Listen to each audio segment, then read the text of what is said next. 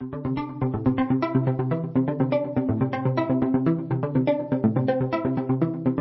to the 50th episode of the 12th House podcast. I can't believe it.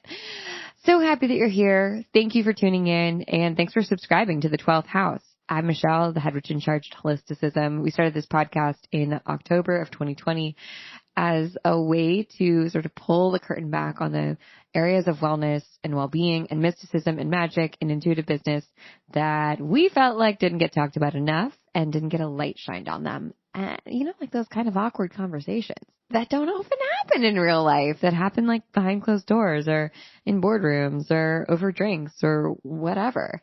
And I'm just blown away by how many people wanted to have those conversations with us. So thank you for tuning in. Thanks for being part of this and listening. Thanks for subscribing and rating and reviewing and sharing it with your friends and sharing it on Instagram and letting us know what episodes you loved and also telling us which ones you didn't like. It is so meaningful to us. This is really a labor of love, and I have to give props to Wallace, who is just like such a G on our team, our head of content, who this has been her brainchild, and I'm so delighted that I just get to have fun and record it, and she is the genius behind all the moves. So big ups to Wallace for being a boss. A boss babe. No, just kidding. And thank you so much for listening. I am so grateful. Truly, we have enough downloads that we're in the top 1% of podcasts, which blows my mind. And I just think that's really cool. So thank you. And we're doing a giveaway because we're just so excited about it. So for our 50th episode giveaway, you can win a reading with me. You can win an Akashic Records reading with me. And maybe that will be exciting to you. I do not offer Akashic Records reading or actually any one-on-one work, period, outside of what I offer to my students. So people who are either in the North Node or in classes with me. It's not something that I do, or I'm busy with my students, so I don't take on new people typically. So you won't be able to book a session with me, unfortunately, outside of this. But if you want to win a free session, which is very rare, here's how you enter. You just write a review, make sure you're subscribed to the 12th House podcast, and then send us a text at the number in our show notes, and you will be entered to win. The last day to enter will be the last day of May, so May 31st, and we'll select a winner on June 1st. So may the most lucky person win. I can't wait to read for you. It's going to be fun. Oh my gosh. I love today's episode. It's so good. And and one more thing. If you subscribe to this podcast, it seriously makes a huge difference for us. It makes a huge difference in like how many people find us and where we show up on the charts. And that helps us get even cooler guests. And that's great. We want just like cool, awesome, dope people. We want to continue to have really robust conversations with people who you love and who you think are really cool, and not just like the people on the podcast circuit that are so boring that if I like literally hear another conversation about manifestation, I'm going to poke my own eyes out. But yeah, so thank you. When you subscribe, that makes a really big difference. So if you could just take a second and go ahead and make sure you're subscribed to the podcast or you're following it on Spotify or on Apple. We love that. We're so grateful. Plus, like if we put out extra podcasts, which we often do, you'll get notified of them. You won't miss anything that's like really cool or exciting. So you want to be an insider, trust me. Today's episode is so fun. Some of you know that my background before I started Holisticism was in tech, and I talk about it a lot. It's why I love intuitive business, because I learned a lot about business working in tech and from a sort of atypical perspective or not business school background. And I also learned a lot about what I didn't want in a business and what I didn't want to like sort of perpetuate starting my business by working in tech. And today's guest, Johanna Renoth, is also a tech nerd who bridges the gap between mysticism and magic and personal development and wellness and technology. And I am so happy that we got to have her on the podcast today. We talk all about venture capital and raising money. And I think that VC, we talk a lot about intuitive business here at Holisticism and on the 12th House podcast. And sometimes I talk about raising venture money, but it is a beast. And I remember when I first started raising capital, I felt like I was speaking a foreign language that like only the upper echelons of society knew, and that there were all these weird rules. Honestly, okay, like when Meghan Markle talks about like being involved with the royal family, or like when you read about Princess Diana and like how there were all these rules that she didn't know about, and like typical, I don't know, like what's appropriate, because like no one tells you how to do this stuff, like do princess stuff. that's like what it felt like when I started raising money. There were all these unspoken rules and like ways of being and interacting and conversations and even like turns of phrase that people used. By people, I mean like white men mostly, that like I didn't know, and like I couldn't Google, and I couldn't like read a Medium article about it. And I mentioned briefly in this episode how I actually had like a running list when I started taking meetings of what I wore, how I dressed, because it was actually like a Notion document or a Google spreadsheet. I think it was Google spreadsheet at that time of like, did I wear makeup? How did I wear my hair? What was I wearing? Was I wearing a dress or pants or a pantsuit or a onesie or something else? And was I wearing flats or heels or actually sneakers? And the combination, like seeing what combination of my exterior actually helped me raise more money. And interestingly enough, my outside appearance made a really big difference when it came to raising money. There of course are lots of factors when it comes to getting investors, but I noticed I don't know, man. I don't know if it's causation or correlation, but I saw a definite uptick in the number of people who wanted to invest in me when I dressed in a particular way, which I talk about in this episode. But it took me this learning curve is so steep. And the thing is, like, with these gated spaces, with these spaces where there are gatekeepers, it's really hard to break in. And that's why there's only 6% of venture capital or 2% of venture capital goes to women, and only like 6% of VCs are women, and only like, 0.02% of VC goes to Black women. And it's because I think there's a lot of gatekeeping that happens. We talk about it in this episode. And I don't think that if you are curious about raising money, because it definitely opens up your world when you start to consider what it might be like to run a business if you had $10 million to fuck around with. If you had even $1 million to fuck around with, even $500,000 that someone else is investing in you. So you don't have to make that money and be a revenue positive business or a profitable business in order to grow. And there are very different, and we talk about this in this episode, but there are different types of businesses, right? There are lifestyle businesses, which is a type of business that it's a typical business. Like most people have lifestyle businesses. We talk about it a little bit more in this episode, but it's something that you can run and that's self-sustaining and can help, kind of grow at a significant pace, like an upward pace, but it's not running at a breakneck speed. And then there are venture backable businesses. And these are the types of businesses that grow exponentially month over month over month. And they usually require a lot of capital upfront to do that, because they are typically businesses that you either need really robust technology, or they're things like, I don't know, SpaceX or Tesla, or businesses like CPG or direct to consumer businesses.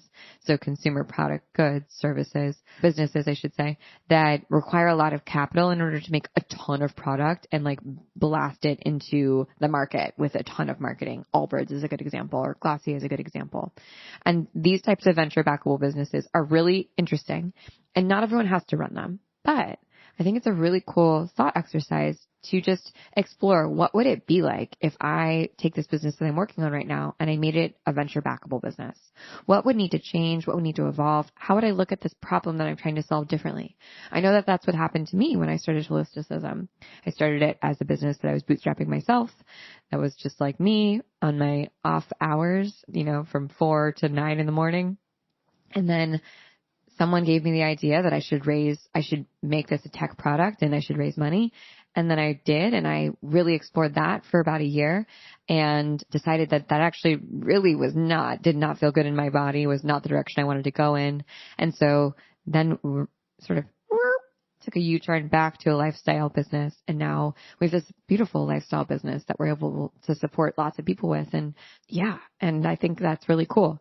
And I was able to just think in a different way. And I don't know if I would be in the same space with Holisticism if I hadn't thought about it being venture backable at some point, because it definitely changed the way that I interact with what we do and what we make, and also just how I work. So anyways, this is a long intro, but it's why I wanted to talk with Johanna about VC, and just to kind of demystify it, just a tidbit, and we really don't go in super, super detail here, but if you are curious, we're so excited to record another podcast episode and talk about this. So let me know if you like it. If you're boring, that's fine too. We'll never do it again, but I think you're going to like it. I really do. I think you're going to like it, even if you're not. even if you're not thinking about starting a business, because so many of the companies that you support, many of them are venture backed, and it's a totally different ballgame. It is a totally different beast than a small business that has, a solopreneur or a small team behind it. One is not better than the other, but there are definitely different factors at play and different energies behind them. And this is part of why we started the Cusp too, because we wanted to shine a light on those things and, reveal that your favorite, what seems like small probiotic company is actually a $40 million, $100 million invested, venture-backed company, and that really changes how we interact with things. So anyways, I hope that you enjoyed this episode. I can't wait to hear what you think. Let me know. And good luck for all who submit their reviews for an Akashic Records reading. I can't wait to announce the winner. All right, that's it. And here's the episode. Hi, Johanna. Hi, Michelle. I'm so happy to be talking to you. We've been bonding over the internet over lots of things, from mysticism to venture capital to technology to magic and more. Yeah, it's been a very broad conversation. It really has. I love that though. You contain multitudes, and that's my type of person.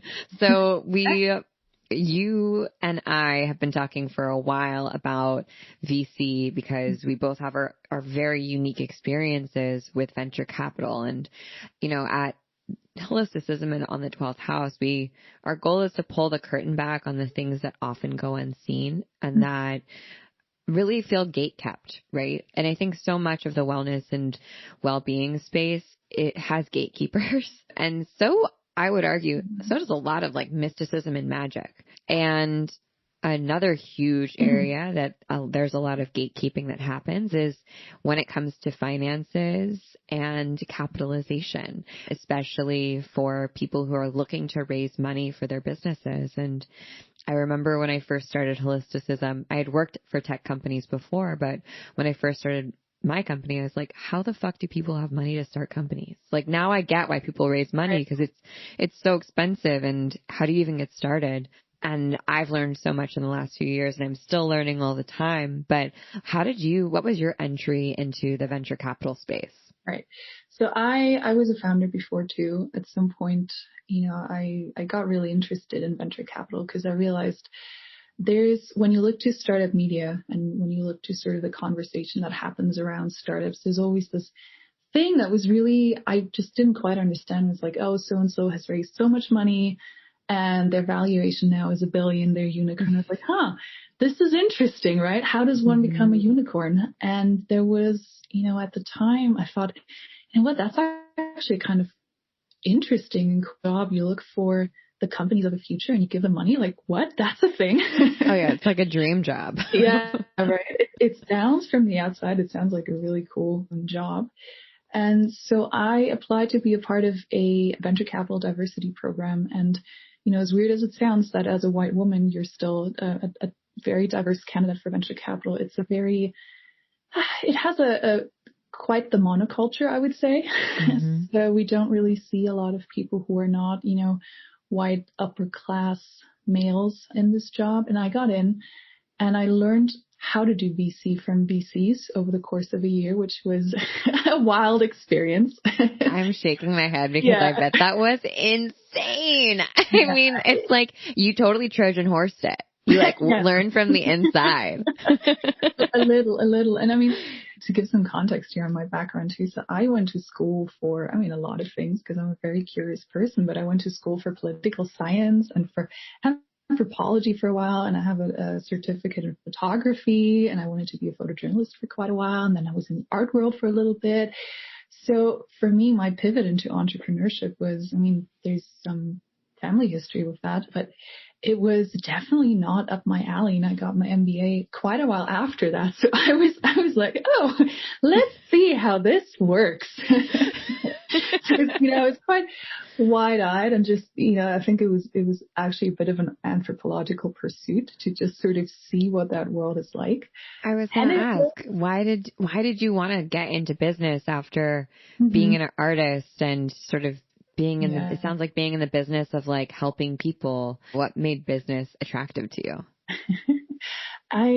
Well, That is such a good question. I love it. I realized early on, I co-founded a business with a family member when I was 20, and I had it for a couple of years. And when you're young, you want to do your own thing, right? And I always had this, I guess, very empathetic element to me. And I always felt that sort of traditional business. And when you looked at sort of, I also did like a secondary degree program in economics because I really wanted to torture myself. Wow. So I took a couple of business classes and through that, and I was always like, oh, what the fuck is going on here? Like, none of this resonates. It's only, it's only about status and money, which, to be fair to the people in those programs, it's not just about that, but that was sort of the projection that I saw, or that, was mirrored back to me. And so for a while I was like, fuck this. Like, I'm not going to do anything with business. I want to do something that has meaning to me and that sort of improves the world in one way or the other. And I've always liked creativity, I guess. So I went way the other way, as far away as I could. And then in the end, I was interning at galleries and I realized, art is a business. So I went full circle on that and realized like, oh shit, you to be an artist. And I think you also know this with your background in dance, like to be an artist is definitely great in many ways. I like that I went to school for photography for a while. And at the same time, you got to live, right? So figuring out the business of art, as much as it was unexpected to me, and figuring out the business of being a gallerist was sort of what pivoted me back into this career, I would say, where I was like, oh, interesting. Like this is a very common denominator. You got to figure out, I think for everything where you're heading out on your own path, and it is sort of an economic activity, you have to figure out how to do it. So unwittingly, you create a business, right? If you're a wellness practitioner, you might like your craft, but then accidentally you're like, oh shit, I'm a business owner now. And that's sort of where my interest came from. And then when I started talking to founders a lot, and through this VC experience also, I realized actually that there's something at the core that sort of connects art and business, which is, I would say in the beginning stages when you're talking about ideas, right? A founder or an artist, you both have ideas, and then you sort of figure out how to bring the ideas into reality. And then, of course, those ideas then take wildly different paths. But to me, that idea stage was always the most interesting. That's sort of what brought me into business.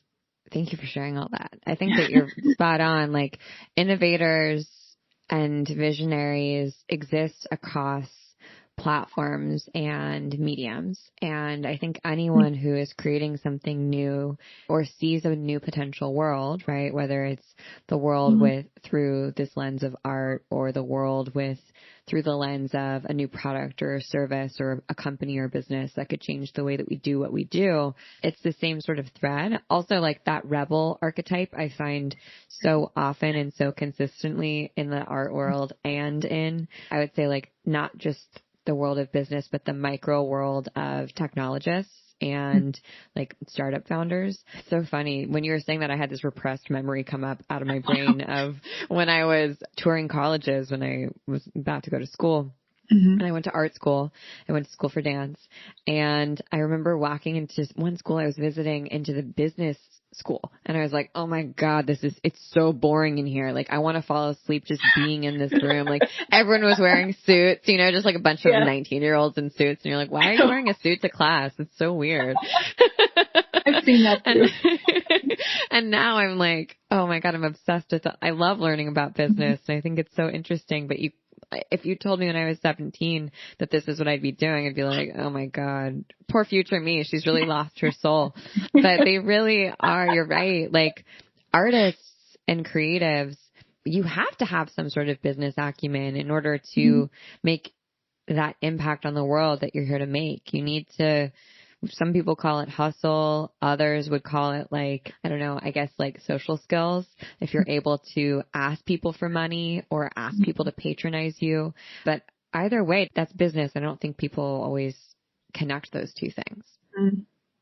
Yeah, I would agree. And what you were saying about, I mean, there is a certain, I think when I was younger, I saw that there was a certain archetype in business, and that was what really turned me off from that path, even though I guess this sort of, especially when you're an early stage entrepreneur, when you've started something, it's so interesting because you're working on so many different things at the same time, right?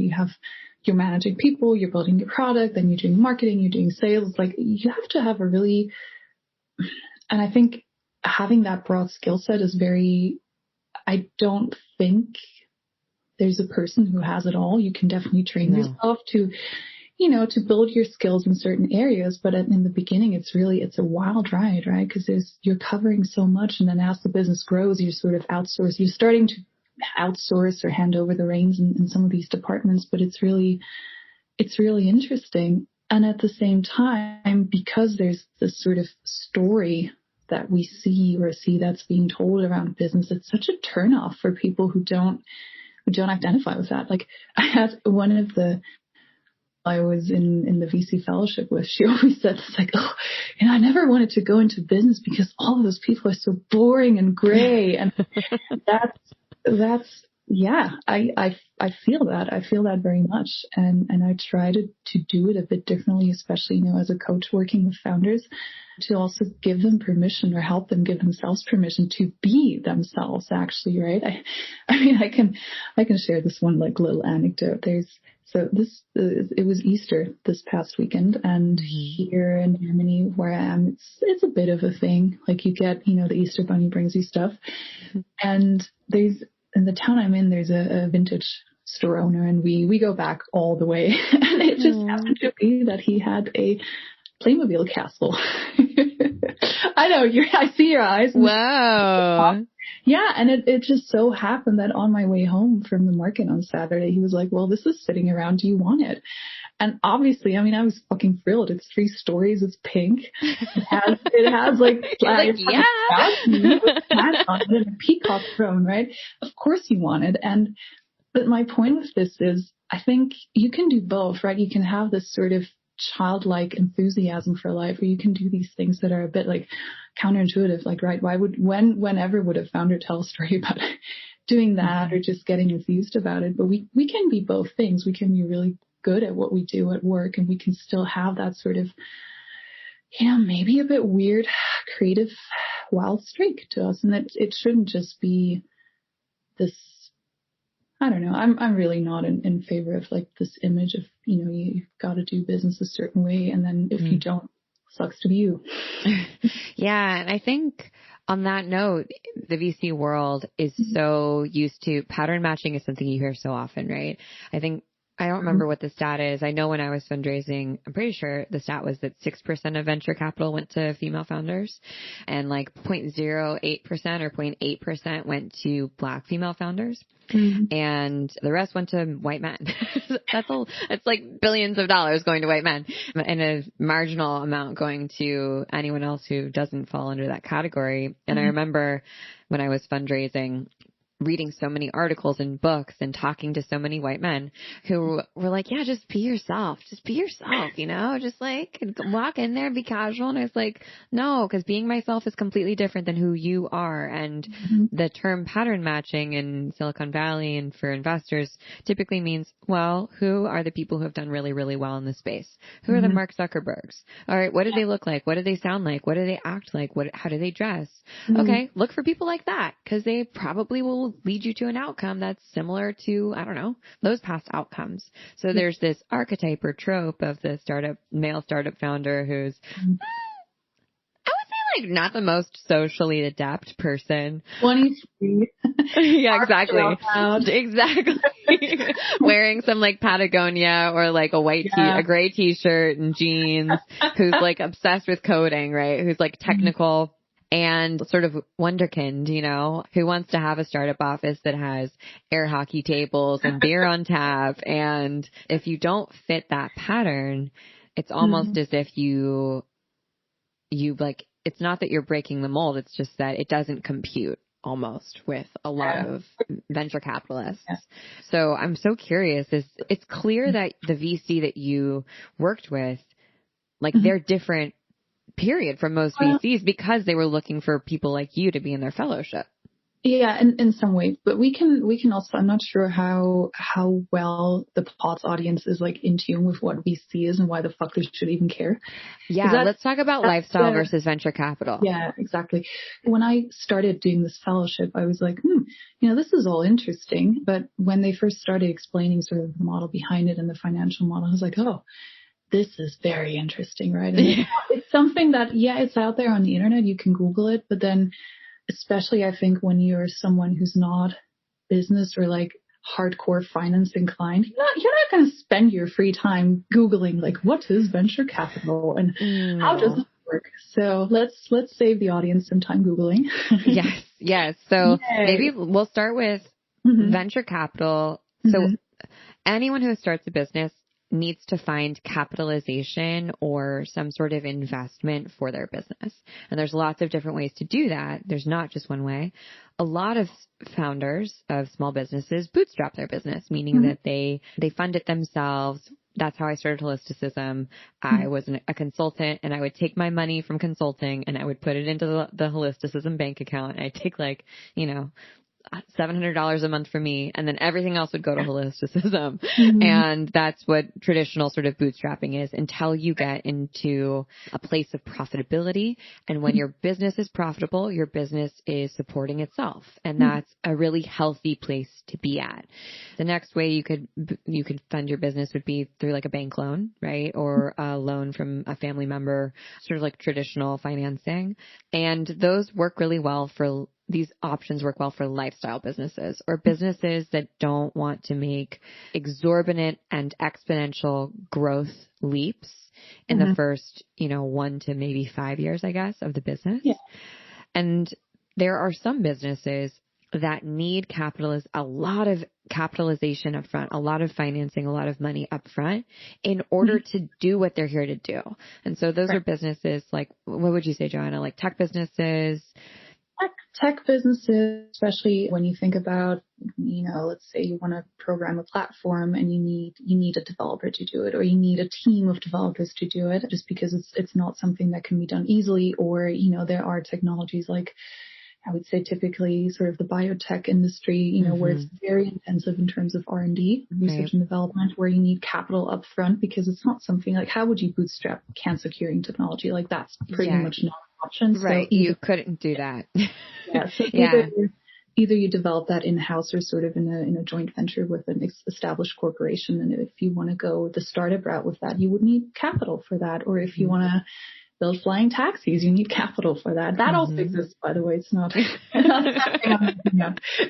Yeah. And then some D2C direct to consumer companies or consumer packaged goods companies that want to have these sort of like giant, splashy, sort of taking over and disrupting, to use a very popular word in VC, disrupting an entire industry model. So brands like that are good examples. So I would say Glossier is probably, I don't know if it's a good example, but it's an example of a company that's a brand that's direct to consumer and that raised a shit ton of money up front because they needed to like basically break how the makeup industry worked in order for their business to be this like global business that it is. Allbirds would be another example. Harry's Razors is another example. What are some other D2C examples that people might know? I think Warby Parker is a good. Totally. Warby Parker. Away. The Warby Parker of luggage. Yeah. There are so many now and it's become more and more popular, I think, to see founders raising money or see people raising money in consumer facing brands. And a lot of tech brands are not, or SaaS software, they're B2B brands potentially or businesses. So they're not something that we as the general public are always in awareness of. But I would say that VC has gotten a lot more splashy as these more sort of like beautifully branded businesses have popped up. And maybe you can explain why, like how someone knows if they're a good fit for VC. Right. So I would say you touched upon this sort of the difference between a lifestyle business and a VC fundable business a bit earlier. And I think lifestyle business gets tossed around like it's a 4-letter word. Like, Totally. A lifestyle business, it's not interesting. But basically the difference is, I think the question is, what role do you want the business to take in your life? If you have a business that you want to be profitable and you have a certain, you want to be good financially, you want to have a chill life, maybe, have some extra cash or maybe quite a bit of extra cash to do your thing and to have a certain lifestyle that you have in mind.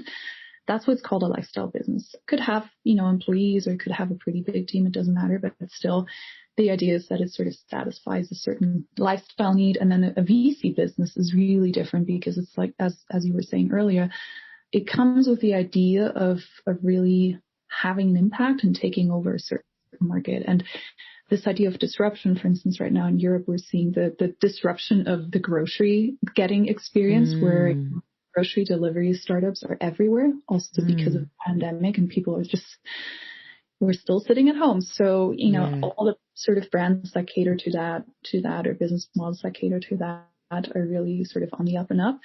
And a VC funded business here would be a business that really seeks to not just, so I would say the difference is if you're local to Berlin, for instance, and you have, a small chain of corner shops or whatever, and you start offering delivery, that could be a lifestyle business. I know it's not a great example, but let's go with it.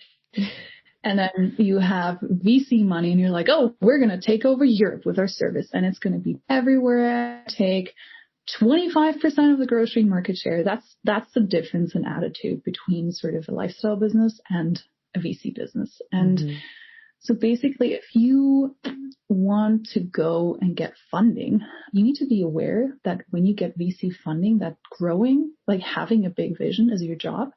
That's what the VC funds select for, and growth is your number one priority, because the way it works is a VC fund, they're getting money from other people. So that could be university endowments, it could be pension funds, institutional, it could be wealthy individuals, it could be a whole lot of people, but those people are called limited partners, and they give money to a VC fund. It's like basically a huge pot of money. And the VC fund then has to invest that according to an investment thesis they formulate. So for instance, you could say, I don't know, the future of direct to consumer brands is in, wearables. That's not my area of specialty, but we can take up something. That sounded really good. Honestly, it sounded like printed out. That could totally be a VC's investing philosophy. Well, Johanna VC is off to the And so that's because a VC has to pitch. They have to get the money from somewhere. And then, so you formulate this thesis, wealthy people or endowments or institutions give you money. And then according to this thesis, you go and find startups to invest in. But then the idea is, because this is going to get a little bit financy, but just to understand sort of how this works is a VC, for instance, a university endowment or a wealthy individual, they invest money in VC. It's called venture capital. So it's a high risk asset class, which is sort of a term for an asset class is basically a different type of investment where you sort of bunker your money and hope that, it has some sort of return. And venture capital is high risk. So that means high risk of losing the money, but also high upside. If it returns, then it has high returns. And so usually when institution gives money to a VC, the expectation generally is that a good fund returns 3x. So if you collect 100 million to manage, then the idea kind of is that you manage it in a way that after about 7 to 10 years, you can return 300 million.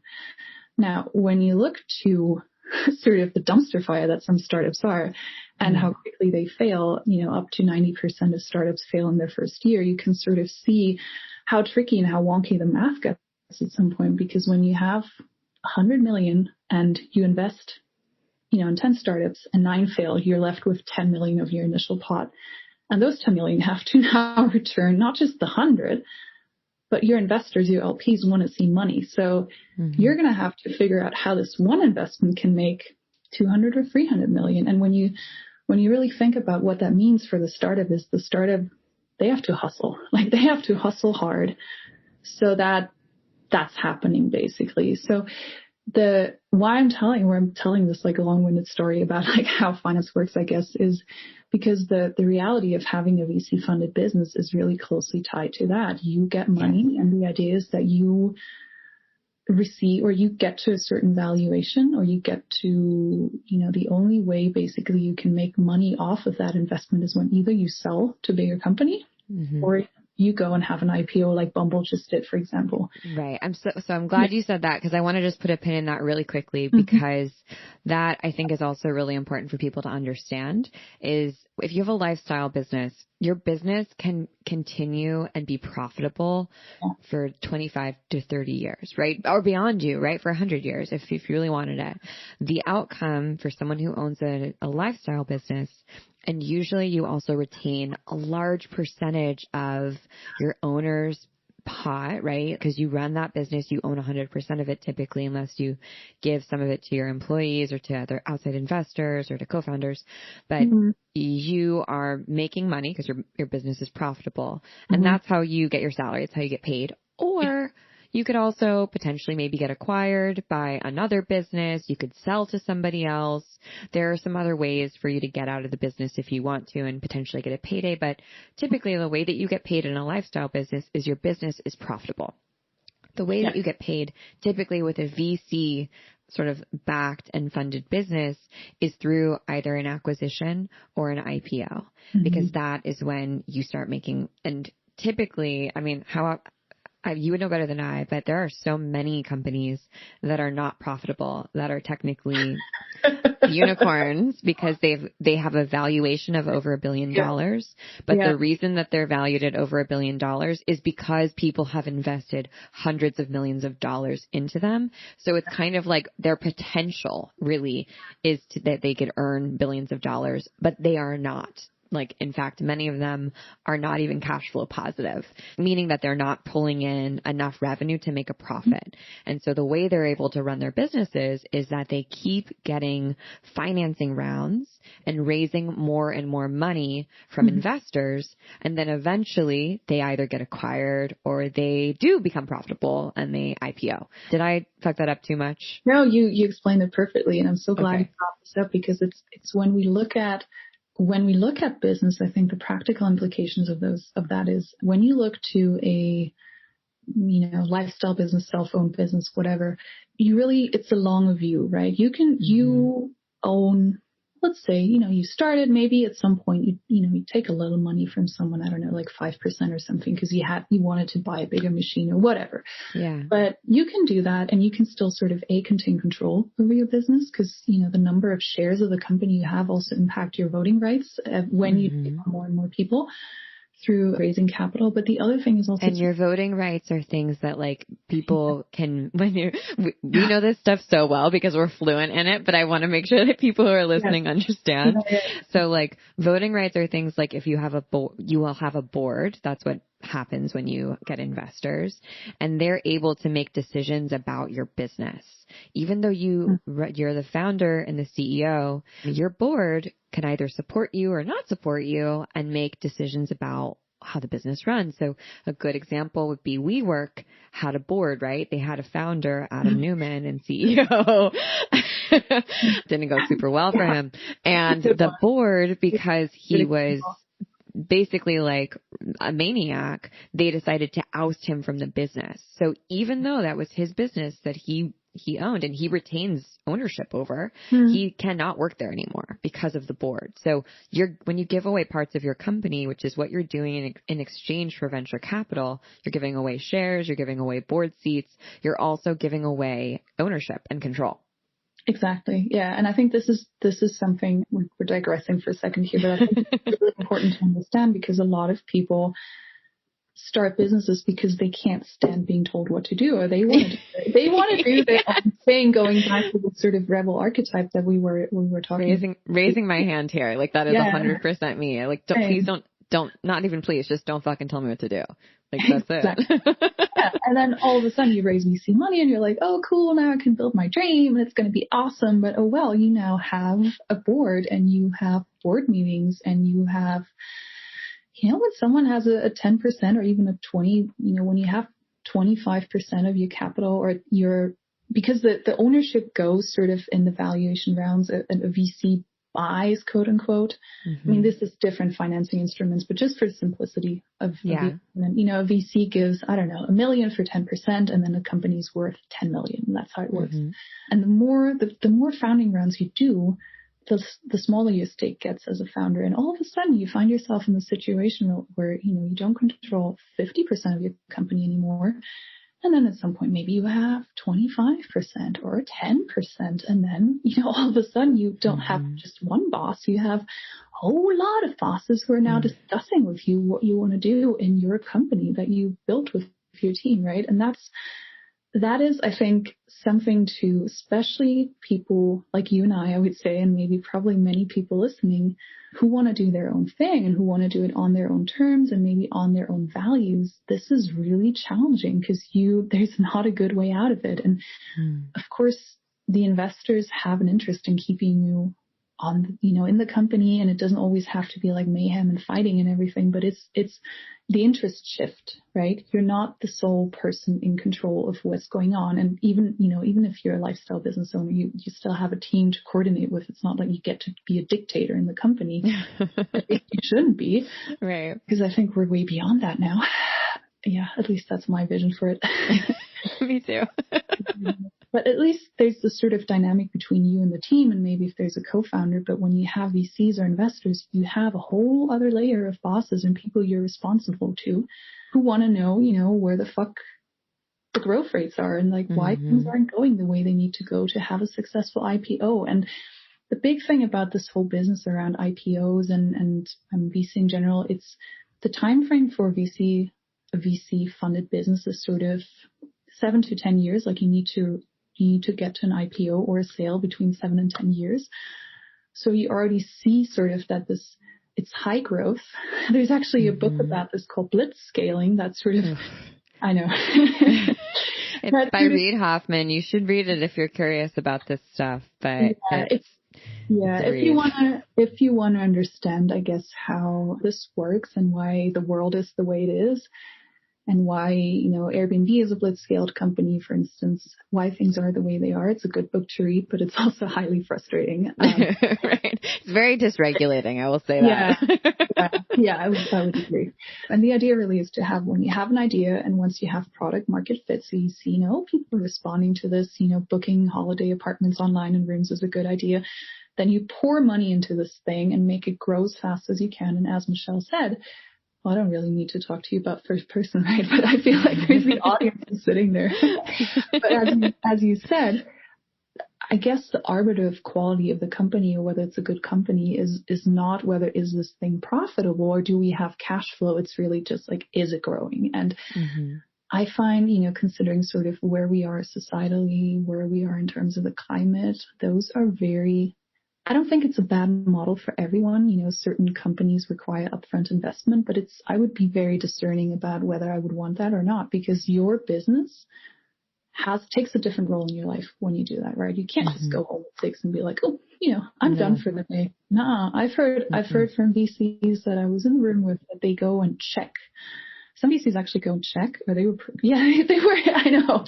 Whoa. That was pretty early into the fellowship, and I was privy to a conversation where VC said, we want founders who really hustle, and we sometimes go to the offices after 6 p.m. and we see if someone's there, and if nobody's there and they've gone home, this is a bad sign for us.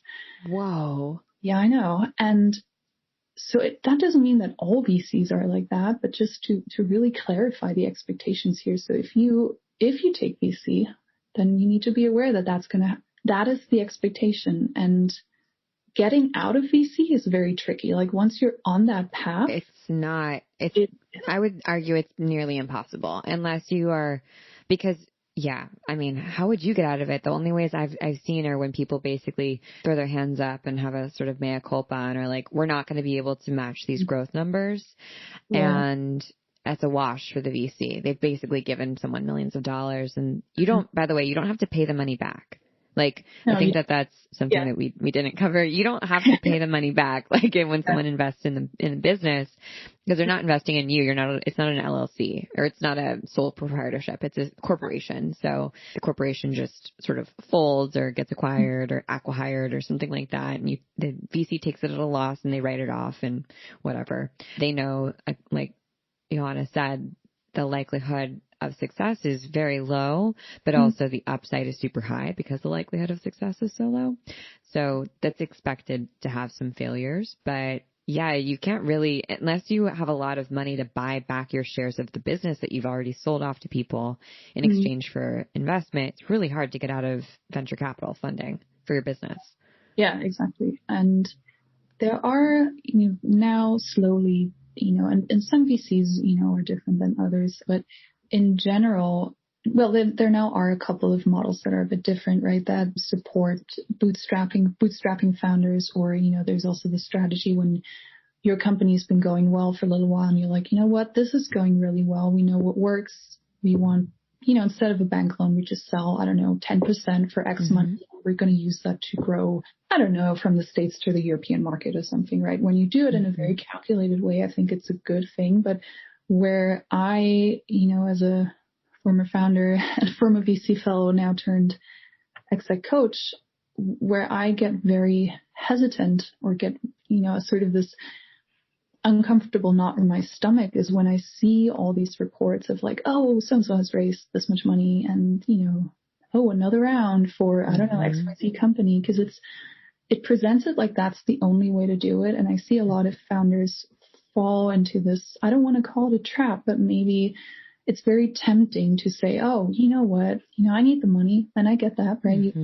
Not all of us have, situations like you and I where we have consulting gigs and you can sort of pour money into a different sort of situation. But still, it's very tempting to just say, oh, I'll raise VC money. It's cool. Like everyone's doing it. And sometimes I think it also feels like validation for founders. Like, oh, someone's giving money to this idea, so it's got to be a good idea.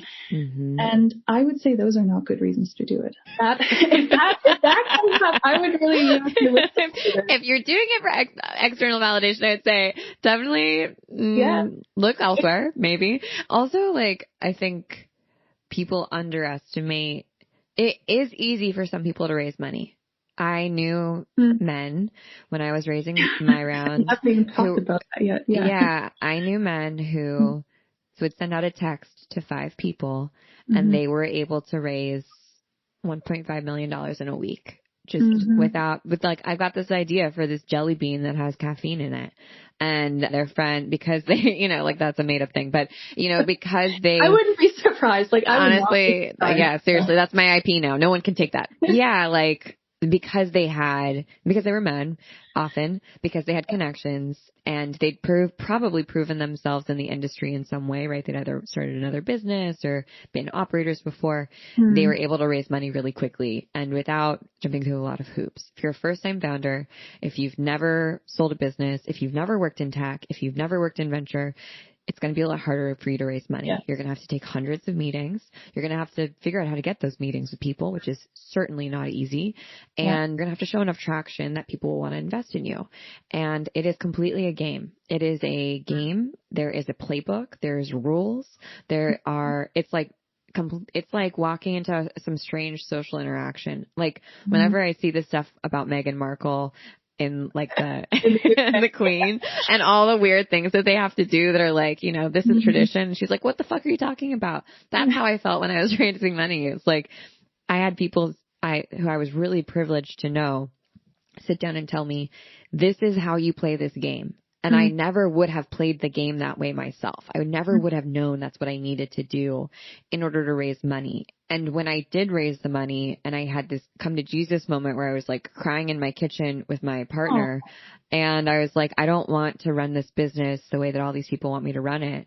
And I don't want to not spend my life with you, with my partner. I want to have a business, of course, but I don't want to give up my life to do it, which is kind of what you have to do when what you've already spoken to, Johanna, about. You have to like hustle and work 16-hour days and weekends and just like basically front load all of that work so that you can eventually get acquired. And that was not a generative to me life. That wasn't what I wanted for my life and my work.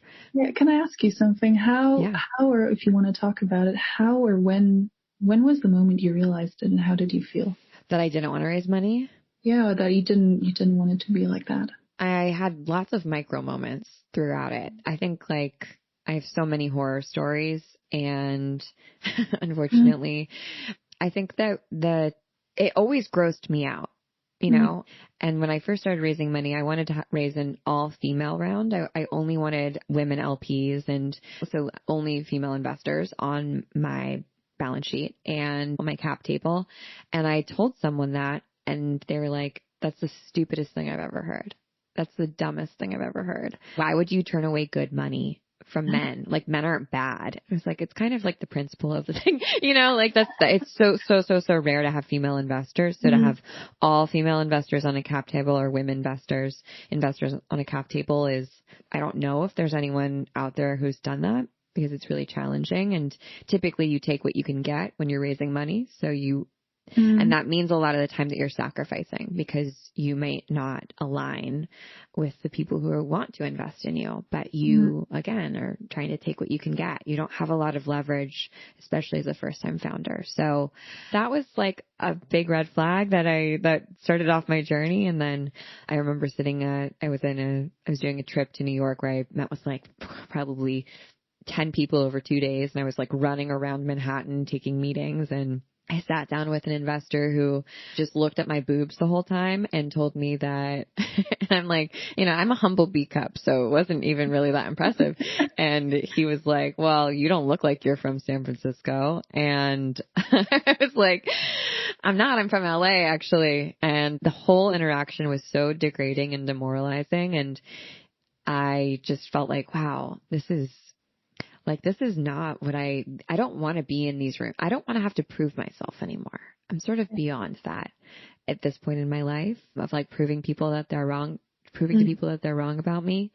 And I don't really like want to keep getting into situations where I have to prove my value. Like that's not what I'm about. And then finally the sort of straw that broke the camel's back was this super long investor meeting that I had. It was like 3 hours and I was just getting like, you know, pulled at the seams from like just getting reamed on all sides because they're doing their due diligence to figure out whether they want to invest in your business or not.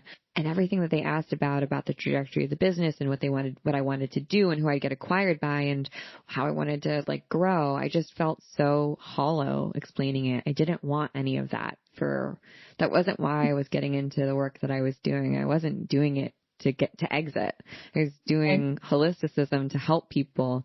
And that wasn't a good enough reason for venture capitalists. And I get it. That's it. They're right. They were right. That isn't a good enough reason for VC funding. So that was my sort of like final straw moment.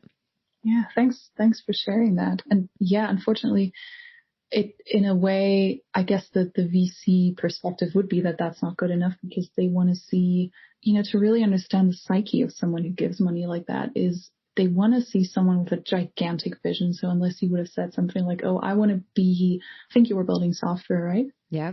Yeah. I want to be the back end for all wellness practitioners in the entire United States, you know, within 5 years, then that's not something that you know, they resonate with. And I think when we look to sort of the meta level of what's going on with tech and sort of now that we've talked about VC and sort of how it works, it's really, I think it explains in a big part why certain things are the way they are when we think about tech, when we see what's going on in the tech world, for example. Oh, and by the way, I talked this whole thing about female investors. I talked to a founder recently for my podcast, Business for Optimists, and her name's Rebecca Bastian.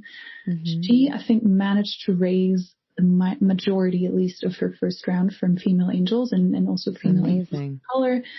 Yeah, and she said she goes into it on the podcast, and she said it was a piece of work to get that done. Yeah, but she wasn't willing to compromise, and she had already had quite a long-standing career in a tech business, and she worked her way up to VP level. So she had quite a few connections also, but still, it's pretty much it's pretty much impossible because there's so few, anyone who's not a white guy basically in VC. And when you think about, when you think about the last, let's say 10 years and the companies we've seen take on big roles in the world, right? Like Facebook, Instagram, Twitter, Airbnb, stay away, blah, blah, blah. And those are just the consumer facing companies that we interact with. Those companies are founded under that ethos. And basically what we're seeing is because there's a lot of pattern matching going on. So the existing VCs founding a lot of the people who look and are like them or who come through their network. And it's like this whole big deal that you have to have a warm intro. So that means someone from their circle recommended you. So basically, when you're a founder and you know no one, the first thing you need to do is build relationships with the people who might eventually get you into that circle, which is like the biggest BS I've ever heard. Because if your job is to give money to really good ideas, then the good ideas are not going to be. They're not just from your friend group. Yeah, exactly. Yeah. And when you think about, so basically what that means is that because I think sometimes when, now we've talked about finance stuff for basically 40 minutes and I can see, someone listening to this podcast being like, okay, like, how does it matter? Like, why the fuck would I care about this? And you need to care because it essentially, what these people do is they have a vision for what the world is going to look like in the next 10, 15, 20 years. And it's a very small group of people building this world, and it's a very homogenous group of people building this world, which is why we see so few things for, a female audience, and it's called femtech, and it's about period. It's about it infuriates me. I know. Infuriates me. Yes. Yeah, and that's just one slice of it, right? Or that, there was this app.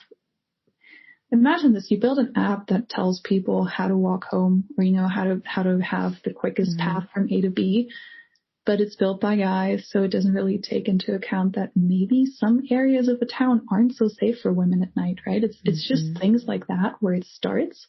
But then really the bigger vision of what tech does in our societies and the role that we want technology to take, how we relate to it, who it caters to, who it supports, who it excludes.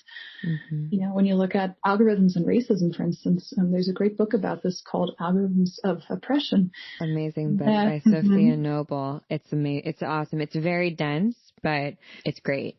Yeah. And that's sort of where it gets really relevant because these algorithms are made and trained by people who are mainly white men. And they disadvantage people who are mainly not white men and mostly people of color. And that has huge implications when we think about, also the criminal system or what happens when, I think I'm lacking the word in English here, but the prosecution system basically. Yeah. And there's a lot of mismatches going on. There's also this whole question about, there's also someone I recently talked to for the podcast who said she is under the impression that a lot of these young founders are basically building businesses that are outsourcing their moms. Drivers, grocery delivery, a lot of things like that. But really the question is, what is it like for those people also working in tech businesses? We've heard, a lot of stories, from away. There was a bit of a shit show around that recently. Right. Of course, the ongoing Uber question. Right. I was going to say Uber and... Isn't Uber driver an employee or are they contractors? Are they freelancers? And, for instance, here in Europe with grocery delivery businesses, the riders, they're known to be, overworked and majorly underpaid. And that's part of the business model. I also, through the fellowship, I talked to one VC who saw a deal like that on a grocery, food delivery startup. And he said he passed because he saw that the numbers were not going to work out for the people doing the actual legwork. Like it was super obvious.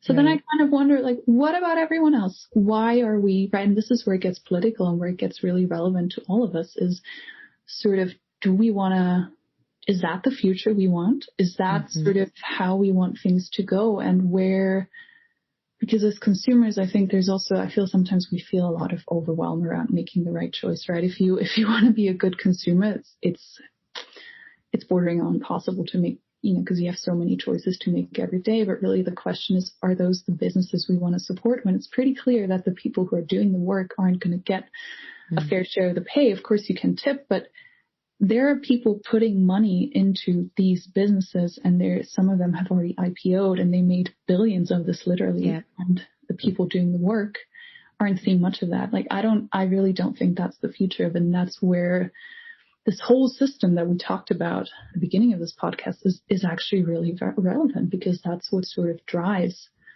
and that's what the financial incentives are behind companies like that.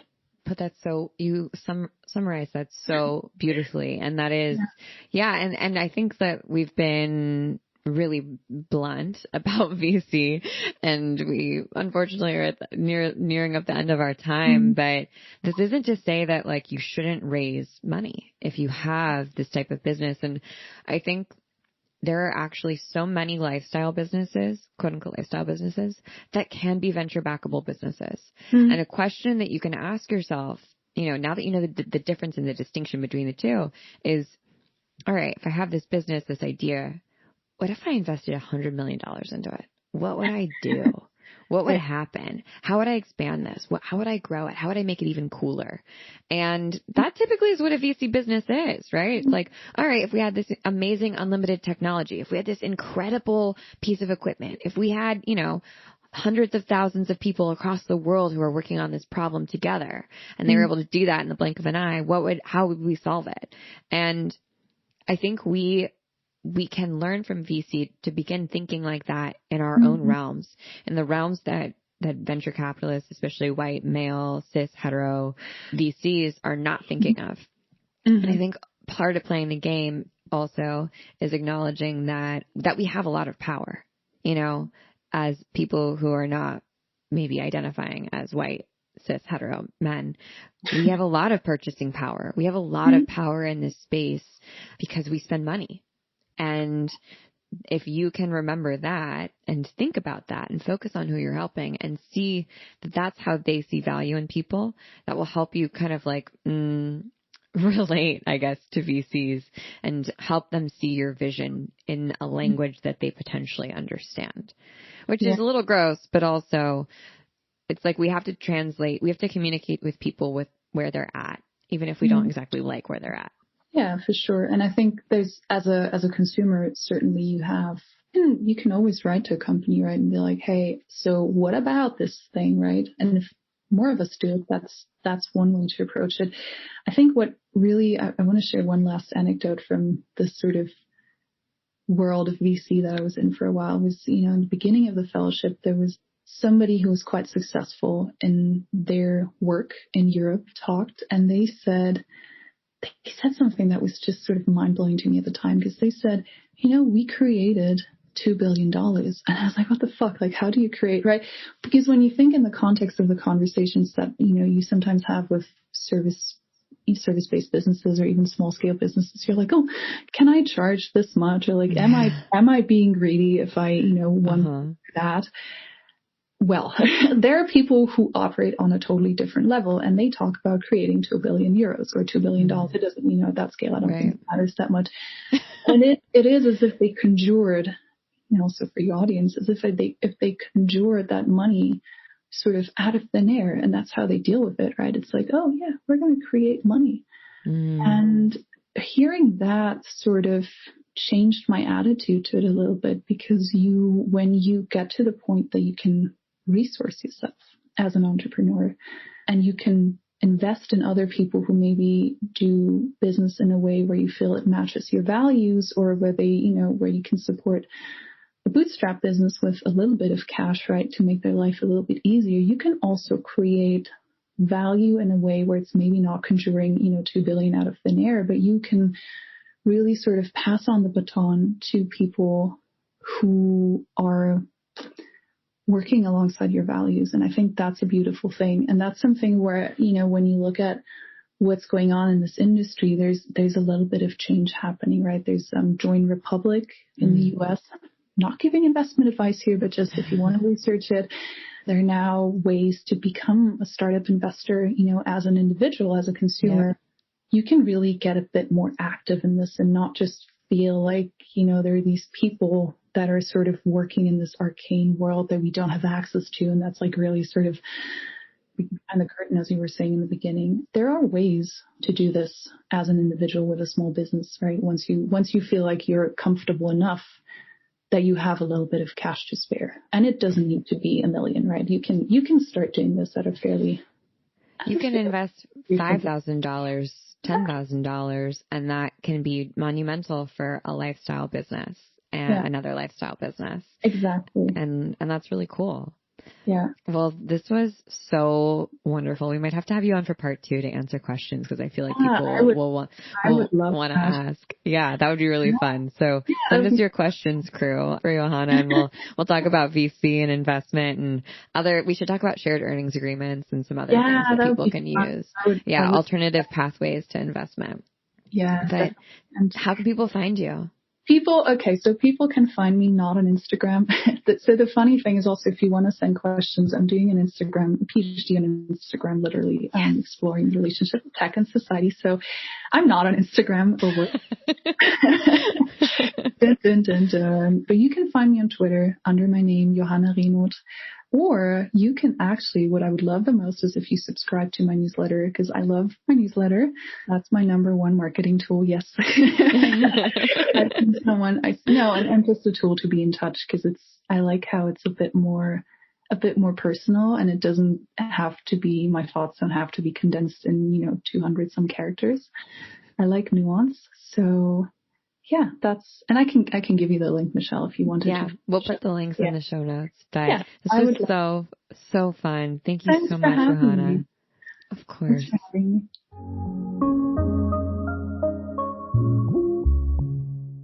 Okay, I hope you loved that. I hope it was interesting. I'm really curious to see and hear what you think. So hit me up on Instagram, DMs, via email, via text, obviously. And I think that's it. Thanks for listening and tuning in. Always, you guys are the best. We're so lucky. You're so fucking cool. And I hope you have a beautiful rest of your day. I'll see you on the internet. Bye.